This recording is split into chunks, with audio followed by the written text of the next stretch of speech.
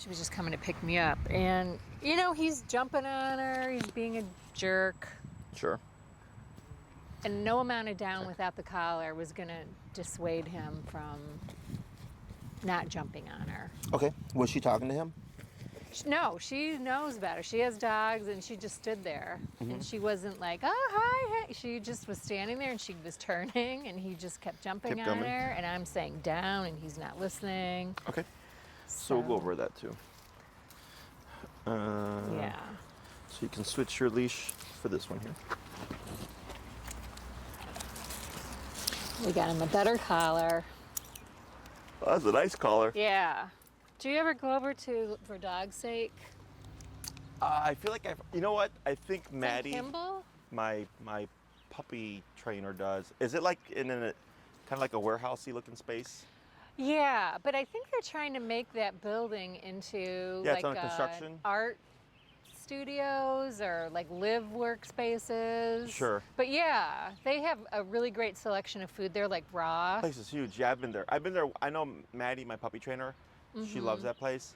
I went there once because there was like a bookstore, like an antique bookstore, and I went to go check out the bookstore, but they were closed. Oh yeah, they're of the closed on construction Monday. But yeah, I checked it out. Interesting lady. Yeah. What do you mean by that? I think she has a lot of opinions about food. Yeah, it was. I forgot what she told me, but some pretty strong opinions just about things in general. And I was like, all right. Yeah, she definitely seems to have some strong opinions. Like she hates nylon collars, and she doesn't have any in stock. Sure. And I wanted a leather collar for him anyway. Sure. You know, as she put it, it's like the only thing your dog wears. Why not have it be like something nice? Because I thought, okay, I like that. I like that. I'm like, the dog collar. doesn't care, so I don't care. I know. Yeah, but you know, I know. some people like decking out their dogs. Like I'm cool with it. Yeah. That's a nice collar though, admittedly. Yeah. So for people coming over, is this people coming over to your place, or is this you going over with Hank to somebody else's place? We haven't taken Hank anywhere since he's been training, and we really don't take him anywhere. It's a year plus has been the pandemic, and prior to that, we haven't taken him anywhere, really. Okay. But for this weekend, though, is it people coming over, or is it you going over there? I think we'll have people coming over, and it's possible we might take him to a place with somebody who has dogs. Okay. Who he's met. Okay. And is, okay with them, but the one dog is 14, and he's an alpha dog. Hank doesn't know what he is, and he kind of went after him when there was some food. Yeah, I remember. Was this like the coming into the room or something? Yeah, and he they were both going in the room, and it was like, "Rah, rah, rah," and then poor Henry just went in the corner and stayed in the corner the whole time. Yes, I remember. Okay, so he may go over with those dogs again. Okay. She might come over, or we might. There could be either one. We have no real plans, but I'm anticipating that. Sure. So in either case, control. So that's what all this is about, right? Because the more control you have, the more options you have. Because there's two types of approaches. There's prevention and intervention. Prevention is, I know I have a guest coming over, or I have a guest coming over with the dog, and I don't want Hank jumping on the person, okay? You place Hank, 5 o'clock, 5:30, your guest comes over. So he's already under control. People tend to wait for the problem to happen and then try to get control, okay? That's harder. So 5 o'clock, he's already placed. You want to have your, sorry, that was a port call. You're going to already have him on place, already have your number kind of bumped up a bit. So that this way you can override the situation, okay? Person comes in, ideally you would just tell them, please ignore Hank, because if they're coming in baby talking to him, it's going to make it harder for you to control him. So, because when he hears the door knock and he sees the person, he just gets excited. So that's hard enough as it is for Hank. So them coming in with a lot of energy, going, oh my God, Hank, it's you. Nobody really does that. Okay. They know, well, yeah. Yeah, so that makes things easier. For the most part, yeah. So that makes things easier. So they ignore Hank, he's under control, right? If they have a dog, it might be a little bit tougher. because the dog's coming into his territory. So then your number might be even higher. Kind of like correcting reactivity, right? At some point he's gonna cave. And you can have somebody holding Hank, not on a tight leash, but just on a short leash on the play, so in case he does try to charge. Which I'm pretty sure that even if he was in place for a half an hour, I guess he's not a reliable place person yet. We need to practice it more. Okay. But I know he would break a place. Sure. Someone comes over. Sure, and if you've not done it, right, then most certainly he will. Yeah. So then just assume he's going to make a mistake. I'm going to have him on the short leash and just holding it just as like security, right? Other person goes to open the door. The guest comes in. Doesn't matter what Hank does because he's already got the leash on. You're already holding it. You correct them. Once he's settled down and the situation's kind of like passed, then you can like leave and, you know, if he'll stay there. Some people, or even us, like we tether dogs like to columns.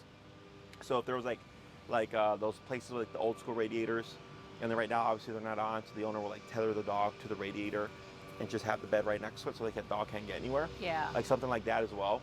But that's what we would call preventative control, because Hank is on place. Since he's on place, he cannot get to the person or the dog, right? So there's no jumping or whatever. Now, if the dog goes into Hank's personal space on place, that's a little bit different, okay? So that's where you'd have to step in and advocate for Hank, because if he's minding his business and the dog comes over and goes in his personal space, he might get defensive, but technically in his world, that's okay, because he's on his own territory. Plus he's on his own bed, right? So he might be a little bit more heightened there. So if he did do something, it's not acceptable in our world, but in his world, it's technically a valid response, okay? So then we'd have to step in, call the dog away, intervene, get the dog back or whatever, so that they don't cross paths that way, because he's minding his business, okay? So that's prevention. Intervention. So you would want him to stay in the place. The entire People time. come over. Oh, he would be the whole time. The guests are. Yeah, there if there's going to be variables, like where you're like there's going to be food and there's going to be dogs and stuff, he's under control, right? So like the less variables there are, the not that you can't have him loose, but if you want to like not have to worry about what is Hank going to do around the food and stuff, you just have him in the corner on his bed. Tell everybody, give Hank an 8-foot buffer, and with that, there's going to be no issues, right? So that's why I was like, if the dog goes into his personal space or near his space, you need to advocate for him, because technically he would be valid in a defensive response. So that's prevention. What was the other one? Intervention would be he's loose, your guest comes in, he's jumping on your guest because he's so excited, and you correct them or intervene as he's performing the behavior. Okay, so that's teaching Hank not to jump. Okay, so he thinks somebody comes in, I jump on them, he's corrected, so he goes, okay, they get a response when I jump on people. I don't like jumping on people because I get the remote. So that's what's going to deter him in the future from repeating that behavior. Okay. Now, if you're going to do intervention, I think I'm going to do all of it, like because I think that the jumping on could be just even seeing somebody, even somebody we don't know. Like if someone's like, oh my God, what a cute dog. And, you know, even though I guess I don't trust him, even though he's supposed to be under control, I don't think that he would ignore somebody really getting like into him and I mean, that's from 10 hard feet for a lot away of dogs. even. Yeah. That's for a lot of dogs. So that's why we do controlled context. So like, let's say you called your guest and you're like, hey, we're training Hank. Do you mind like just doing these steps? And it's super simple. They would come in. Hank is under no command. Because the only time I would suggest having Hank already on place would be if they're going to have a dog. Right. Okay. If it's just going to be people, you're fine. You can work on intervention. Person comes in. Hank goes over to say hi. They would just stand still. They wouldn't acknowledge him. He's going to jump. When he jumps, you're already ready with the remote. You start tapping, but we do not say anything, okay? Because if you say off and then you remote him, you will always have to say off in order for him to get off of the person, okay? And what you want to teach him is not to jump on people, period, right? So you have controlling behavior and you have eliminating behavior. Resource guarding, we taught him how to disengage from the bone. So we drop it or out, whatever the word was, means when I say this, you have to release what you have, right? So that's a cued behavior that was control. If I want to eliminate him, let's say, running for a piece of chicken that I drop on the floor, right? I'm in the kitchen, I drop a piece of chicken. He goes running for it. I start correcting him before he gets to the chicken without saying anything. So he thinks, oh, just because I see a piece of chicken on the ground doesn't mean I could just go for it. So I'm eliminating the behavior. Yeah, I think I could practice that really. That's something I could really practice with. I guess that's not going to encompass everything. It's just going to like encompass something that falls on the floor. Correct. But that's part of the, so it's the ability to get Hank to release something should he get something. And then also teaching Hank, don't assume anything you see on the ground is up for grabs. Yeah. Right? So it's a combination of those things. So that's control and elimination. So for the jumping, if you want to eliminate jumping, you technically have to allow him to do it and correct him as he's jumping. And then he thinks if I jump on them, I put my paws on somebody, the remote goes off automatically with no warning. And if I don't jump on them, nothing happens. So that's intervention. You're stopping the behavior as it's happening, but then you're also teaching them to not do that again, okay? So let's say your guest comes in, he jumps on them, you start remoting him, he puts his paws down, then they would pet him. He jumps up again, you start remoting, he takes his paws down, then you pet him again, okay? So you repeat that. You're repeating this process, and he goes, okay, if I jump on you, correction, if I keep my paws on the ground, I get praise, okay? And then he's gonna start opting for keeping his paws on the ground. Now, it's not gonna stop him from being excited, which, you know, that's nothing that's bad. It's just the excitement leads to jumping, and we don't like the jumping, right? Now, let's say it's someone, like an older person, that he shouldn't jump on because he could knock them down, hurt them, or maybe a kid, then I would most likely go to the place command, okay, while you're in this process. Until you've done intervention 100 times with people, and you know he's reliable of not jumping on people even if they're excited, then it's like, okay, cool, I don't have to worry about Hank if like a young kid comes by or a little kid or whatever, because he's going to keep his paws on the ground, okay? And there's no right or wrong. It's just what's gonna fit best for the moment. Right. So this weekend, I if you're think like, we'll have to practice both because I can see both possibilities happening. yeah, and that's why I always give people options, because life's not black and white. One time one thing might work, and another time it won't work. It'll be a different approach, okay? So there's no right or wrong. It's just what feels good in the moment. But just always think to yourself, when Hank's doing something you don't want him to do, just think, do I want to control this or do I want to eliminate it? Okay, if you just want to eliminate it, you simply correct him, no warning. Because if you warn him, you're creating cued behavior. So like here, if you go 90 miles down the street right here and there's a squad car, you're going to get a ticket, right? There's no warning. It just happens. You run a red light, you get a ticket. There's no warning. It just happens. And that's to deter us from doing those things. Same thing for this guy. He jumps up on some people, want to warn because they want the dog to learn to think for themselves and like be a good dog, but dogs don't do that. Okay? He's a 3 to 4 year old child up here forever. Okay? And 3 to 4 year old children have to be told what to do. Go get dressed, go eat your peas, you know, go do your homework, or if they do homework now, I don't know. But you have to tell a 3 to 4 year old what to do, right? Same thing for this guy. Yes, he can learn to like not do things and do things when you cue it. But other than that, if left to his own devices, he's probably going to choose his own thing because it makes him feel good. Yeah. If jumping on people is fun, then jump on people. Okay, so you have to make it not fun by using the remote and correcting them. Okay, now if you don't have the remote, did we talk about the bonker? The rolled up towel? No. No. So if you don't, let's say a friend comes over and surprises you. He doesn't have his collar on. The bonker is simply a rolled up towel. You can use hair bands or zip ties, rubber bands to keep it's a cylinder-like shape. I usually recommend that people make about 2 to 3 of them, and you literally use it to bonk the dog. Okay, you can throw it at him, you can whack him with it, whatever. It's just a rolled up towel because there has to be a physical aversive to deter him from performing something. Okay, so like so this is if you're surprised by somebody coming over. You don't have time to get the collar on. You just hit him with the towel. Correct, right? On the head? Anywhere. It's just a rolled up towel, yeah. So you can either throw it or you can hit him with it.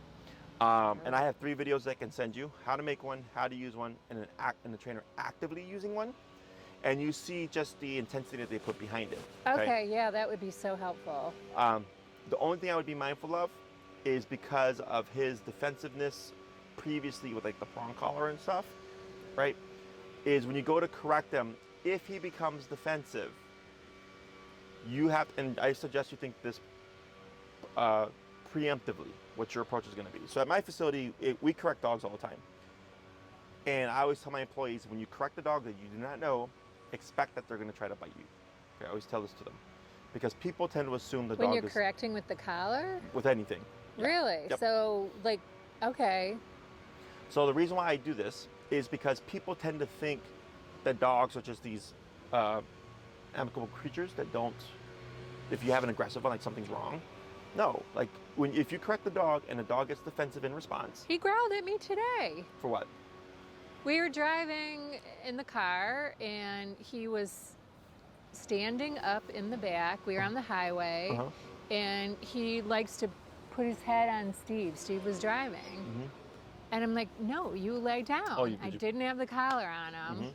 And I'm in the passenger seat and I went to push him down. He growled at me. Sure. Yeah, makes sense. And it made me really mad. Yep. And I took it personally, and I know I shouldn't, but yeah, so then he got away with standing up and having his chin on the back of Steve's seat. Sure. So then the next time, I'm going to have the collar. Just put the collar on him, right? So, and it's hard when it's your own dog. So that's what you mean about the defensiveness, though. That's Yeah. what I'm trying to connect to, that Yeah. idea of the defensive dog. Yeah, like right when you started telling me the story, I was like, yeah, makes sense. For Hank, and what I know of Hank, right? So like knowing certain things about him puts me a step ahead because I know what to expect. Okay. Okay. So like if I have a dog, I just tell my employees and I tell my clients as well, like just always, whenever you're gonna do anything with your dog, expect them to become defensive. So what happens is when they get defensive and we're not expecting it, we're caught off guard and it throws us off and we either get emotional about it, which makes the situation worse, or we react like oh crap. It just made me mad and irritated, and then I just said, fine, stand there. And Steve was like, fine, I guess he's just gonna do this. Yeah, I mean, because you're in the car, right? And then like, what are you gonna do, right? Because if he decided to escalate, you're in an enclosed space, you're driving on the expressway, right? Right. There's like all these things. So I go, all right. I didn't think he would like he's never. I know you say he's never done it, and he could possibly. He's never bitten me. I've never given him the chance. Like I always like, okay, Yeah, so let I it go. see you're being an asshole. Yeah. I'm gonna back off. You get your way. And the next time, like, all right, if he's in the car, he might do this. So I'm just having the collar on him. Yeah, I think it's just get the collar on him 24/7. When you need it, like if guests are coming over, or in the car, right? So he doesn't put his paws in the seat, or you prevent him. Yeah. Like there's a special, it's like a harness that you feed the seatbelt through. So there's like a loop in the back, so if there's a car accident, like the dog is secure. So he can't get in. So then he can't even get to the ledge. So that prevents him from doing it, right? Because he doesn't know that when he's in the seatbelt harness, that in his head he's not thinking like, well, you're lucky I got the seatbelt harness on, because if I didn't, I put my head on on his shoulder. And what are you gonna do about it? Like he doesn't think that way, right? So he's just in the moment. I have my head here, and you're like, hey, get off. Because he's whining. His tail's between his legs, and he's whining. Sure. He's probably also anxious. Yeah. Yeah. Doesn't like dogs aren't meant to be in cars. Neither are humans. We made that stuff, but we're aware of what a car is. Right. So things like that, I'm like, yeah, makes sense. So I either avoid it or I'm already prepared for it. But with the bonker, it's completely neutral. You could be as firm as you want, but it's just neutral. So in the video, you'll see the guy how firmly he corrects. It's like a 6-month-old puppy. He corrects the puppy very firmly, but he's neutral. His energy's just like, that's it. Okay, so he just bonks the dog, and he doesn't say bad dog, or no, he says nothing. He says no, which I don't say no, because that's cute behavior, right? Yeah. However, that's personal preference in their method of training. It's kind of hard to break a no habit if you have it. The issue with the no habit is that because people repeat. See, that's the problem that Steve has. He repeats the commands, and I'm like, it's blah, blah, blah. It's meaningless. Yeah, it's just this. It's a hard habit to break. But it's for everybody. Yeah. Because we're so used to, people forget that they're talking to a dog, and he doesn't know what these words mean. He just associates what to do in response. So how you approach it, whether you say no or not, doesn't matter. What matters is the intensity and your energy. Now, if the dog does become defensive, I always tell my clients in their heads to think about, what would you do if your dog became defensive, right? And if someone says, you know what, Jesse, I would be uncomfortable, I don't think I could follow through, then I'll go, I suggest you don't do it then. Because if you create that scenario and your dog becomes defensive and then you back off, you've now created a context. He knows, exactly, yeah. The dog now knows. So then the owner goes, okay, well then I'm not going to do the approach, I'm just going to use a collar all the time. I get other clients who are like, yeah, shit, I don't care. If I bonk my dog and they become defensive, No, like, I'll bonk him. I'll back them down. So then, I have no problem bonking him with a towel. so like, if a dog comes, and I've had dogs come to bite me in response to like being corrected, but I follow through until I back the dog off. And that's just by turning the number up on the collar? Well, that's on the or- collar, but if you're doing the bonker, technically you have to keep bonking until you make the dog back off. Really? Yes, so, So, okay. because they're two different things. Because if you try to bonk I can see them- that being really emotionally tough to like get through, but I guess if he was that aggressive or that whatever reactive, I would probably have the same energy back at him. Or is that wrong? No, you're still no neutral. Energy. You're neutral, your intensity Okay. might be up. Okay, so Okay. so if I correct Hank at a 5, right? He's going, hey, who are you to do that to me? Right? I come in firmer, come in at an 8, whack. And he goes, what? Well, what if he's fast and he? That's what I'm saying. You You have gotta to think be- about this stuff. You got to be fast. But this is so right? like, but it depends on the dog. In my experience, the only times I've had issues with dogs being proactively aggressive in defensive mode, they were already aggressive. Like they were already dogs that went there. So he's not that. He's what I would call a pushy dog. Okay, yeah. Tell me. I mean, I know like in bits and pieces you've said stuff like, oh yeah, like what you know about him. I want to hear give me your synopsis of him. I think he's a pushy dog, but I think he's a pushy dog if you don't know how to handle him. Okay, what does pushy mean? Like he's just going to try to get his way? Yes. And then it creates a false confidence. Okay. So like yesterday I saw a pug who's bitten several people, 8 years old. And I'm like, they're moving to the city, so they have to fix the problem so that he doesn't bite anybody, whatever. So I go to touch the dog, right? And they're like, oh yeah, he'll bite you, he bit me, all this stuff, right? So I go to touch him with my sleeve, and he bites the sleeve. And on a 1 to 10, he was about 3 to 4. And I just kept my sleeve there, and within like 5 seconds, he stopped. And he was just panting, he was stressed out. That was it. And I kept touching him and whatever, poking at him. And then he would try again. with that padded sleeve thing. And then finally I got backed off. I'm like, okay. I'm like, your dog's not aggressive. Your dog's just an asshole. And he got away with moments where he bit at people and bit people. And because we're humans, we backed off, right? And nobody put him in his place. And that's why he's like this. Is he an asshole? No. I think, No? I like Hank. It's just, if you don't know how to handle But he could Hank, be an asshole. I don't know. it's where it becomes a problem, or Sit. if we're emotional. Because Hank's one that responds to energy. Because way back when we first started, there's a lot of energy, right? And I was telling you guys, don't do that because it's just escalating the situation, right? When we did like all the resource guarding stuff and everything at the facility, you didn't see anything, right? Because I was working in a way that Hank understood. Right. So when you talk his language and the physicality and all that stuff, he's good. But then if you come across a situation where you don't know how to handle it, like in the bonking situation, I would know how to handle it, okay? So even if he became defensive, I wouldn't feel threatened because I know I'm gonna break him down. But I wouldn't also be angry, or I wouldn't be loud, or I wouldn't be frustrated. So for him, he's like, okay, well, I'm not getting anything out of you, and you just keep coming back at me, so I'm gonna let this go. And then I win the scenario, okay? So it's kind of like when they do like the debates we and need stuff. to win the society. We need to win every time. We Yeah. need to win. Yeah, because if it's okay, if we take, so think of it as a child-parent relationship. If the child is always getting their way, right, they become a spoiled brat.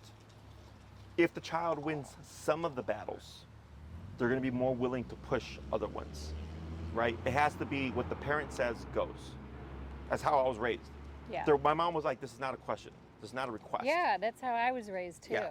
It's the same, except a child wouldn't bite you. Right. But he's a dog, and that's his language, and that's where there's some discrepancy. Because for us, since we don't bite each other, we're not threatened by that variable with the child. With the dog, we would be, right?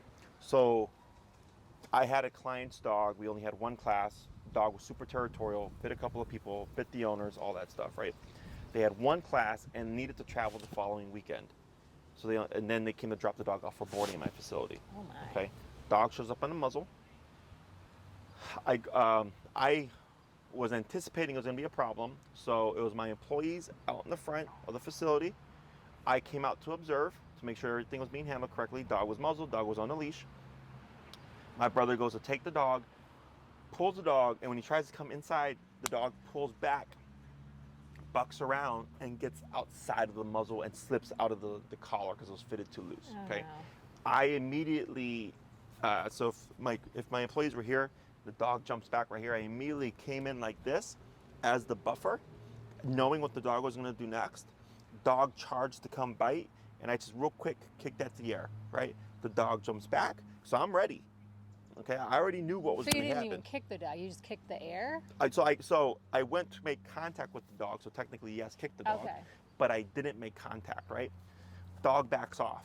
So she's like, okay, now you're putting threat back because I have to match her. Yeah. She comes back in again. I did a second one, but then on the third one, because she stopped short and came in, I actually did make contact. It backed her off a little bit, and then she charged in hard, and I did a very firm kick, and I got her right in the jaw. She jumped up, yelped, whipped around, and ran to the wife. Okay, and then they were able to leash her, remuzzle her, and tighten up her collar, right? But in that moment, in my head, I already knew my decision of like, if this goes south. That's why I went out there. I was like, if this goes south, because she would have bitten my employees for sure, had I not intervened and gotten in the middle of them. And I have video of it, but the problem is the movie file is a different format, so we have to get the format correct because I want to do a breakdown. Wow, so you actually like filmed this. Whoa, it got caught on the security cameras. Wow, Yeah. interesting. So, but the thing is, people, because of abuse, right? My intent was not to abuse the dog. We went out there, the dog was muzzled, everything was fine until the dog got out of the muzzle. Right, yeah. So am I supposed to let the dog just bite my employees? Am I Right. supposed to let the dog just bite me? Yeah. Right? So then I go in defensive mode, and I only did enough to back the dog away. Once she backed off, they muzzled her, they leashed her back up, we took her in, and we were fine the rest of the time. And they weren't like, oh my God, you kicked my dog. No, they know what I'm about. She comes Yeah. back for boarding. Okay, good. She's been kicked out of other places. Right, yeah. You know what I'm saying? Well, yeah. Yeah, and like I've told them, because the other thing was like, because the dog bit them too, the husband and the wife, right? And bit the daughter as God well. bless them for getting training and not just saying screw this dog and Right. taking it to animal care and control. But that's.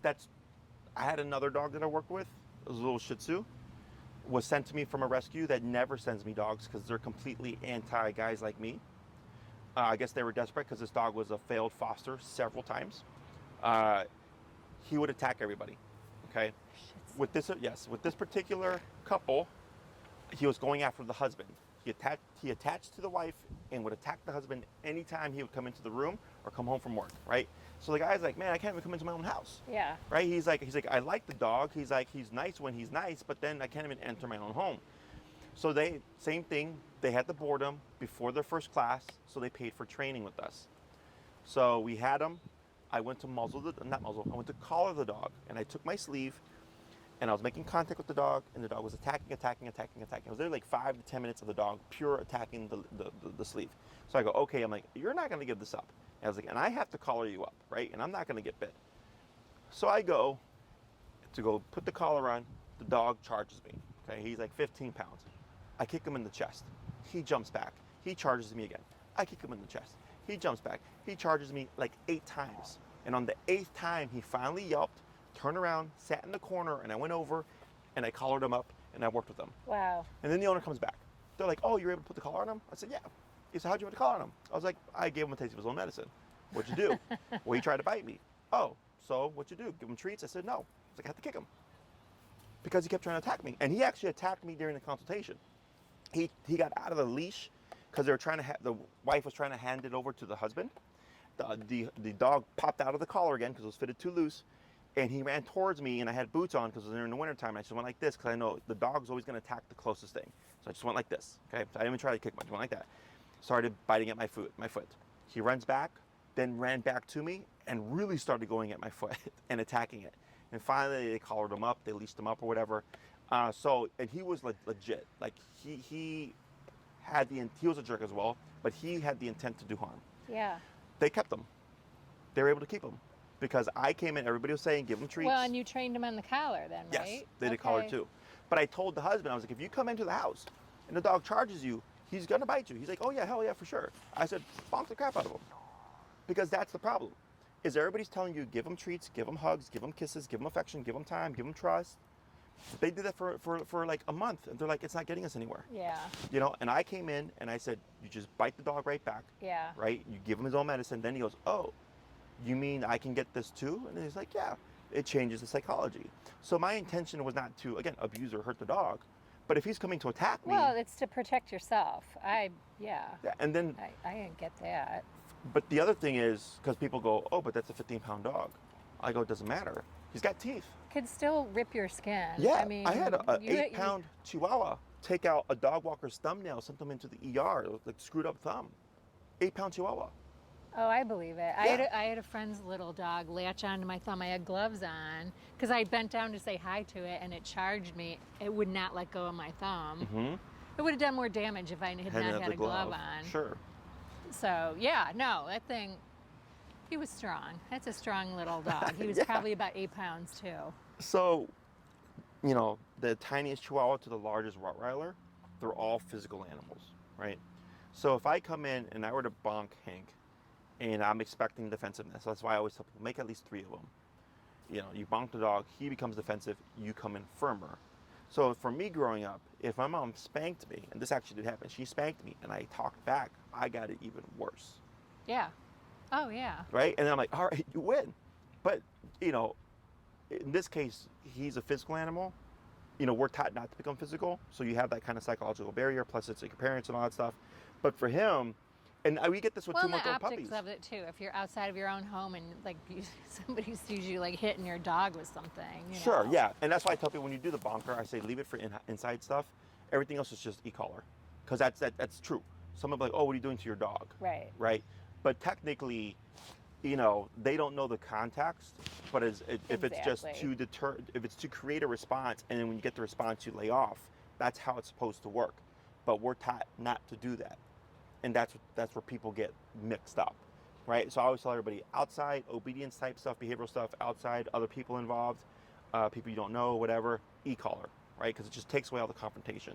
When it's inside the privacy of your own home, so like if it's your guest coming over and they're like, yeah, we train our dog, we bonk with a towel. They're like, oh, okay, yeah, no problem. Then we don't care. Otherwise, if it's like, yeah, this person's kind of sensitive to these things, you'd want to collar them up and address it that way. Yeah. But what makes it complicated is humans. That's it. Right. You know, but you're not doing this out of meanness. You're not doing this with the intent to do harm. The intention is, hey, you're going to stop that behavior, collar or no collar. And if you become defensive, well, I'm going to confront you even firmer. If he becomes defensive again, I'm firmer. So I've had clients have to cycle through their bunkers in order to get the dog to back off. Like it's literally bonk, bonk, bonk, bonk, bonk, like all these firm hits before the dog goes, okay, and they back off, okay? Because he needs to be made to make the decision to back off. What most people do is they just bonk the dog, stop the behavior, or snap the dog out of it, but then don't follow through where the dog's like, you know what, this isn't to my best benefit. I'm going to leave the situation. So the dog actually has to leave the situation. Like you should see a shift in behavior. Okay. So if Hank's like this and you bonk him once and he goes, okay, and he walks away, you've created the response that you're looking for. But what if he stops, but maybe you haven't gone far enough with it? Like, how would you read that? Like, he doesn't walk off and go in the corner, or like, I don't know how to read sort of like that in between. So it's pretty obvious. It's Hank's all revved up, right? And he's still like... He's there, you bonk, and it's like, he takes it, and then he's still there, and you'll see it where he's like, you're like, yeah, if the person came in, he's still gonna jump, you bonk again, right? And if you'll bring him lower, and he's still there, and you bonk again, and he goes, okay, and he leaves the situation. Okay. It's almost always if the dog will leave the situation. You want him to leave the situation. Yeah. Okay. So But the moment you bring energy in, I'm expecting even more defensiveness from the dog, because he's responding to the energy. He's not responding to the correction. Okay. And this happens all the time with people. So like whenever anybody's like, oh yeah, my dog bit somebody, I'll usually ask them, did that person just come in with a lot of energy? And they'll say, yeah. I'm like, that's why your dog bit them, because they didn't like the energy. You know, there's little things that to us, they're like, oh, but I'm positive energy. I'm like, but to the dog, They don't know. Yeah, they're just like, whoa, what is this, like, you know? It's like people, like I'm a passive person, and I have friends that are loud. I can only be around them for so long. Yeah. Right? But I'm one of those kind of people too, where it's like, okay, you're sucking my energy, I gotta leave. Yeah, right? So yeah, I it's the can same get thing for behind dogs. that, yeah. So, but for us, we're thinking, oh, but we're being so cute and friendly with the dog, why wouldn't they like it? I mean, if somebody was being cute and friendly to me, I probably wouldn't like it either. Exactly. You know what I'm saying? So Yeah. we're not that different. It's just that if he doesn't like something, he's going to settle it with his teeth. Right. That's the difference. Yeah. So he's not going to have a conversation about it. exactly. You know, so if you're going to use this approach, my suggestion is know what you're going to do prior, right? If you want to have your collar on as a backup, that's fine, like the e-collar. You go for the bonk. He becomes defensive. Don't use the e-collar, because you need him to back off of the bonk. Okay? You bonk him again, and then he becomes defensive. You bonk him further, and he yelps and walks away. You've won. So the next time I bet you try to bonk him, he's going to just go, I give up. He's going to walk away. Okay, that's all you need to do. If you create the defensiveness and then leave the situation, it's going to be harder the next time. So if you create it and you feel like, I don't like where this is going, you have your collar, okay, to back him off. Sometimes you can bonk the dog and they'll think it's a toy. And if that happens... I suspect that would be his initial... So if that happens, you do that cycling thing that I told you about, where you just bonk him and bonk him and bonk him and bonk him and bonk him, until eventually he is like, hey, this isn't the game, this kind of sucks, and he backs off and walks away, you've won. Okay? Okay. And I've had a lot of people tell me that, oh, Jesse, I bonked my dog, they thought it was a toy. And I told them to that exact thing. I'm like, just bonk, like have 3, and just cycle through them. And eventually your dog's gonna go, this is not a toy, and gonna leave. And then when the dog sees the bonker, they're like, okay, no problem. Okay. Okay. Yeah, seeing those videos will be really helpful, I think, Yeah. just to like drill it into my head. Yeah. Like how intense you have to be. Yeah. You know, with the firmness, not with the energy. Energy is always Right, neutral. right. Yeah. Yeah. If you're ever to see, I have some, I don't know if you saw Doug's videos. Have I told you about Doug? I've seen some Doug videos, probably the earlier ones. Sure. I So haven't you looked saw at his a Doug intensity. one lately. Oh yeah, I saw you with the sleeve when you first, and yeah. He was. But I was neutral, right? Yeah, of course I wasn't looking at you. I was like watching the dog. Yeah. But yeah, you were just sort of like slapping the sleeve and. Yeah. So and then in the later ones where we did the sleeve thing again, and because that was like his worst enemy or his worst nightmare there, is completely neutral the whole time. You know. So he's like, all right, well, I have no impact on you. Plus, I'm not feeding energy into a dog that's already under duress. You know. Yeah. So it's something that it's easier for me to do because 1, not my dog. 2, if you see me get mad at your dog, it's kind of like, what's wrong with this guy? You know, so in the beginning, because I just get frustrated. Everybody gets frustrated.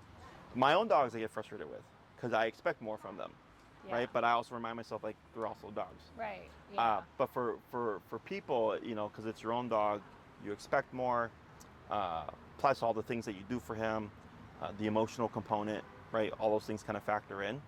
But you get used to it. You just got to be aware of it and, like, proactive about, okay, I'm going to come in firm, but I'm not going to come in, like, angry. Right. Okay?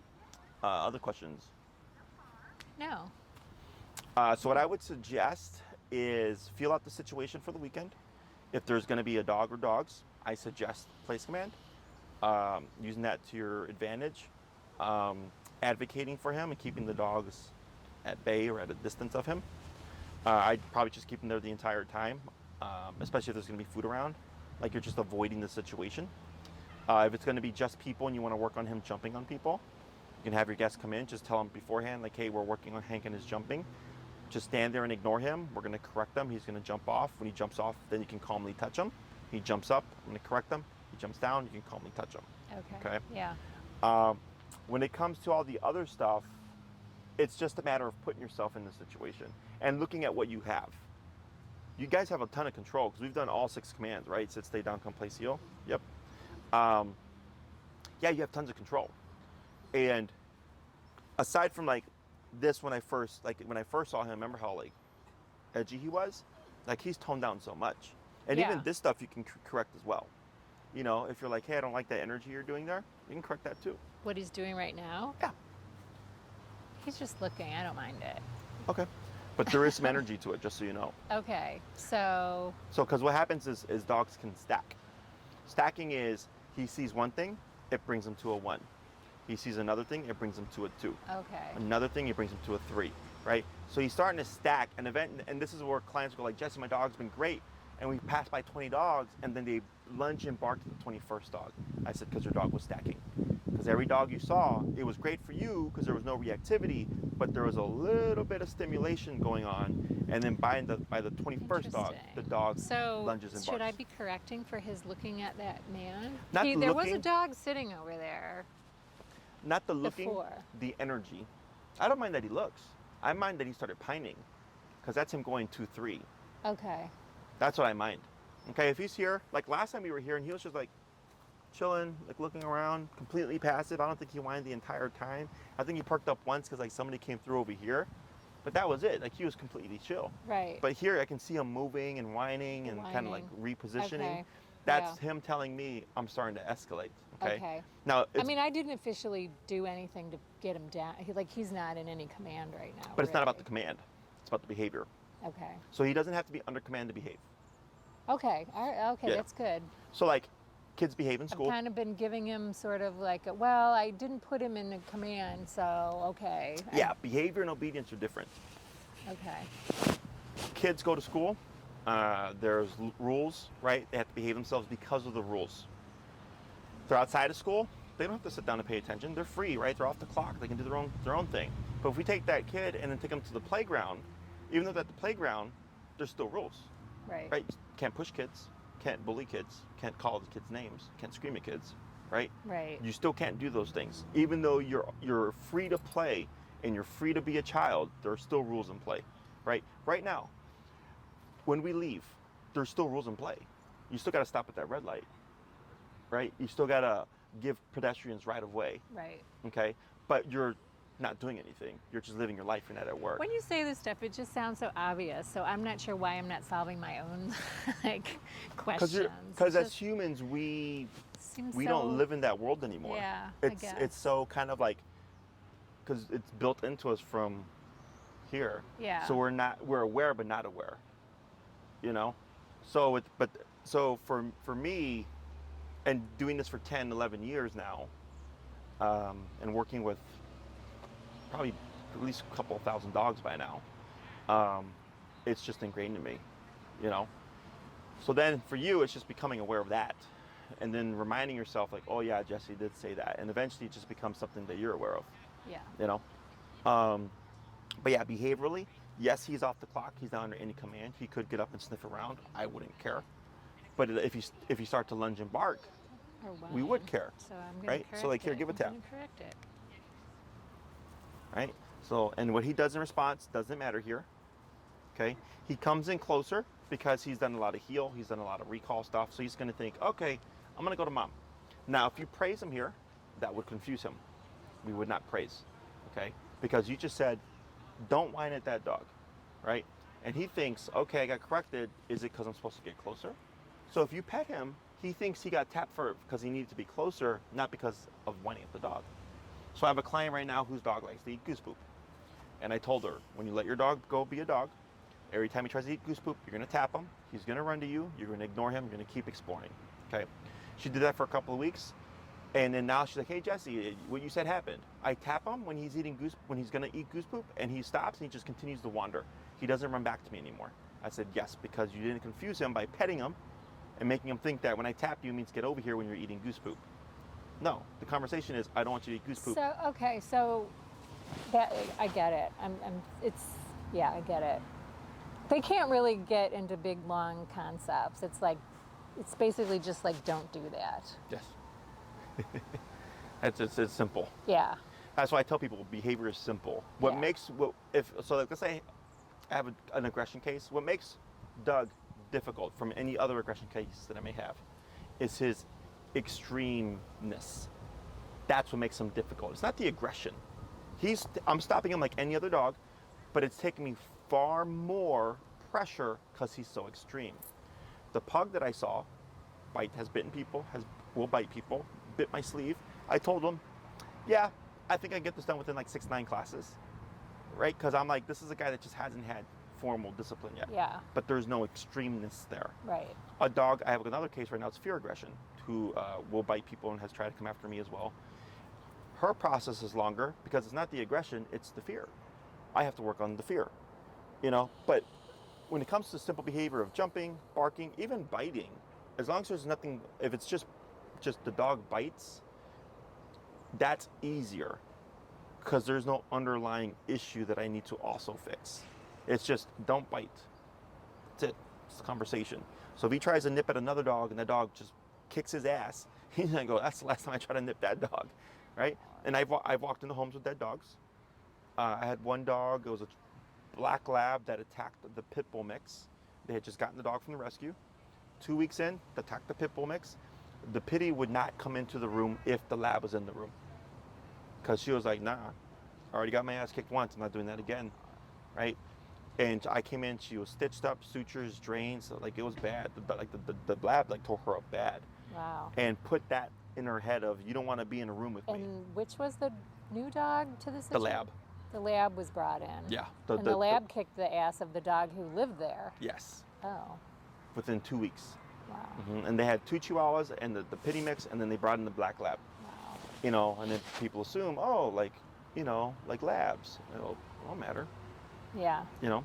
So yeah, it's just, they don't like something or they want to deter something, they will go to the extent needed.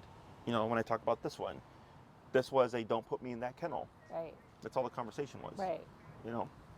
And I didn't take it personally, and I took him. He comes to daycare, comes to boarding. He's a goof. He's a doof. But he goes in the kennel now. But that was his complete first time of trying to be put in the kennel, and that's why he didn't like it. So. Okay. So much. There's just so much. I know it's simple to you, but you've had some experience. Yeah. But it's just, behavior is as simple as don't do that. Yeah. Right? And that's simply a consequence to stop the behavior. And then what makes it a little complicated is, what does Hank need to deter him from the behavior, but also deter him in the future? Right? That's like the most complex part of it. If you're doing remote collar. If you're doing bonker, it's the same thing. And you can only use bonker for things you want to stop. Jumping, licking, chewing, biting, barking, whining, counter surfing. It's not meant to motivate the dog to do something.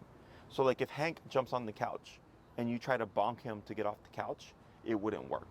Because the intention is to get Hank to jump off the couch, which is an action. Okay? So what most dogs do when you start to put corrections on them on an object like a couch is they dig in deeper to the object because they're trying to seek safety. So that's where we do remote collar. We teach them with pressure, like with place. Jump on, jump off. Yeah. That's where that comes into play. Now, if Hank goes up to the couch, like, I want to jump up, you could bonk right there because he's not actively on the couch yet. So it's meant to stop things before they happen or as they're happening, as long as he's not supposed to do something other than leave the situation. Does that make sense? Yeah. Yeah. And obedience is do stuff. Put your butt down. Lay down. Come over here. Walk at my side. Go to your bed. Don't move. It's the do stuff. Right. So that's what the collar does. So an e-collar does both. Do that and don't do that. Okay. I'm going to look at those bonking videos. Yeah. And if you don't get them from me, shoot me an email because I'm booked like 8:30 tonight. Yeah, I'll probably just maybe go on. Or is there like a name? Does it talk about like bonking? If you look up if you look up bonker on Bonker. YouTube, Okay. chances are you're going to see all the videos. These are your videos? No. These No. are from another trainer. Oh, okay. Yeah. Bonker dog training? Yeah. or Okay. just bonker. Okay. Or the guy's name is Jeff Gelman.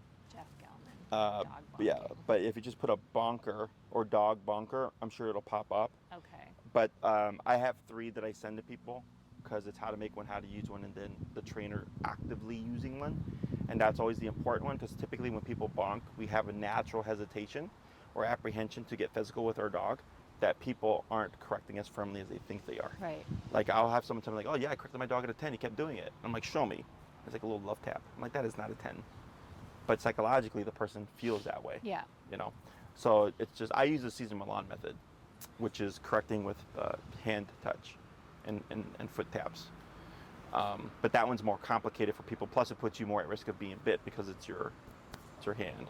So if I am working with a dog that I am certain that will most likely bite me, I won't use Cesar touch, unless I have like welding gloves or something to protect me. Yeah, okay, Yeah. that makes sense. But I don't pick up that from Hank. But I feel like he would potentially become somewhat defensive. He's made a motion of, you know, Yeah.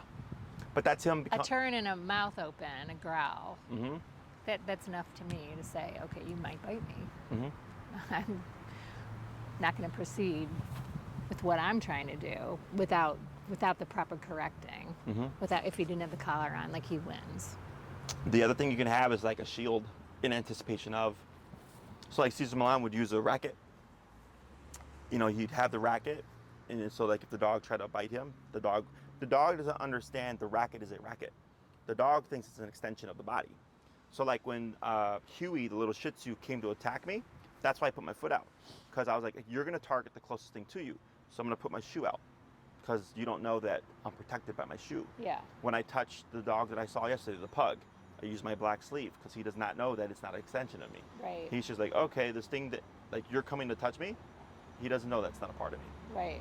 So yeah, if you have something like that, if you're going to go to correct them, you want to have like a kind of little security measure. You just have a racket or something that would kind of body block you, and then you just hold your ground. And at some point, he can only be in that state for so long. At some point, he's going to back off. And then once you see him back off and leave the situation, then you would leave the situation. So if you watch Cesar Millan, old school stuff, he'll literally stand there for like 2 hours while a dog's attacking something to wait them out before the dog goes away. And then he'll pick up the racket and walk away. But, you know, most people are going to wait 2 hours. No. No. Other questions? No.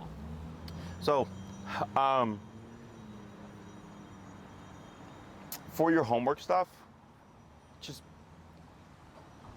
drill the stuff that you're going to need for the weekend, the place work.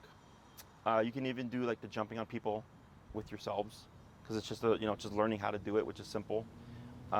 If you're going to employ the bonker, I'd probably do that pre-Memorial Day weekend, so that because what would happen, your guest comes in, you go to bonk Hank, he becomes defensive, you bonk him again. I'll have to perform this in front of people. Yeah. Yeah. And then they're like, you're just making your dog more aggressive. They're not going to understand the concept of it's not making him more aggressive. It's just he hasn't been beaten at his own game yet. Yeah. Because what makes bonker the pro of it is that it is confrontational, because it's personal. So like me growing up, my parents spanked me. It wasn't like my mom told my dad to spank me, because then that would be personal to my mom. So then I would know, like, oh, well, you're not going to spank me. You'll wait for dad to get home, Right. so I'm going to get away with this stuff Yeah. right now, right? So that's kind of like dog. So if you, the con of it is confrontation, but that's also the pro of it. Because then he's like, once you break him down, he's like, man, mom don't fuck around. Yeah. Mom's going to correct me and back me off no matter what, and I can't scare her. All right. And now you've achieved the respect factor. And in their world, the respect is earned, it's not given, like with humans. Like I was taught respect your elders, respect police, respect the authorities, your teachers, Yeah. right? And I would naturally just go to school and go, hello, Mr. So-and-so. Hi, Mrs. Robinson, right? Like I was respectful because it was put into me. But for dogs, you tell them to do something, and if they respect you, they do it. If they don't respect you, they're going to contest it, and now it becomes a conversation. So, okay? Got it. Anything else? Mm-mm. All right, so practice place command, I would drill it out. If you're going to employ the bonker, I would do that outside of the context of other people, get a feel for how he's going to respond, and then know beforehand how you want to address it. And then I'll try to get you those videos. Otherwise, just search up bonker dog training, Jeff Gelman, if you can remember that. Yeah. And then the main one is how to use one, and then it'll give you a visual. Okay. Okay. Cool. Awesome. Easy day for you, Hank. Yeah, you got to just sit there and